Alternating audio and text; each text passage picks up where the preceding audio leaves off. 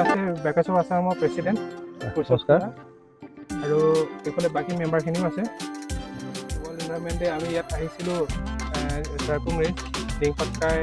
national পাৰ্কত আমি ইয়াত কিছুমান শস্য পুলি লৈ আহিছিলোঁ সেইখিনি আমি ৰোপণ কৰিব মোৰ নাম প্ৰসুতম গিল মই দুলিয়ানতে থাকোঁ আৰু আজি যিটো আমাৰ এইম আছিলে আমাৰ ৱৰ্ল্ড এনভাইৰনমেণ্ট ডে কাৰণে আমি যিটো এইম লৈ আহিছিলোঁ আমাৰ এইমটো আজি কমপ্লিট হ'ল আপোনালোকে নিশ্চয় জানে আজি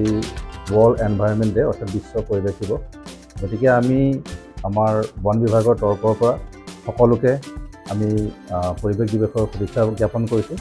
আৰু ইয়াৰ লগতে আমি অনুৰোধ কৰিছোঁ যাতে আমি এই পৰিৱেশ দিৱসৰ দিনাই বহুত ডাঙৰ কিবা এটা চিন্তা কৰিব নোৱাৰিলেও আমি প্ৰত্যেকেই যদি একোটা গছপুলি ৰোপণ কৰোঁ আৰু গছপুলি ৰোপণেই যদি আমাৰ এই পৰিৱেশ সজাগতাৰ আমাৰ যি জয়যাত্ৰা যদি আমি আৰম্ভ কৰিব পাৰোঁ তেতিয়া আমি দেখিম যে আমাৰ এই সৰু এটা প্ৰচেষ্টাৰ জৰিয়তে আমি গোটেই পৰিৱেশৰ কাৰণে অকল অসমৰ নহয় ভাৰতৰ নহয় গোটেই বিশ্বৰ পৰিৱেশৰ ক্ষেত্ৰত এনে জনজাগৰণৰ আমি সৃষ্টি কৰিব পাৰিম সেয়ে আমাৰ সকলোৰে প্ৰতি এক বাৰ্তা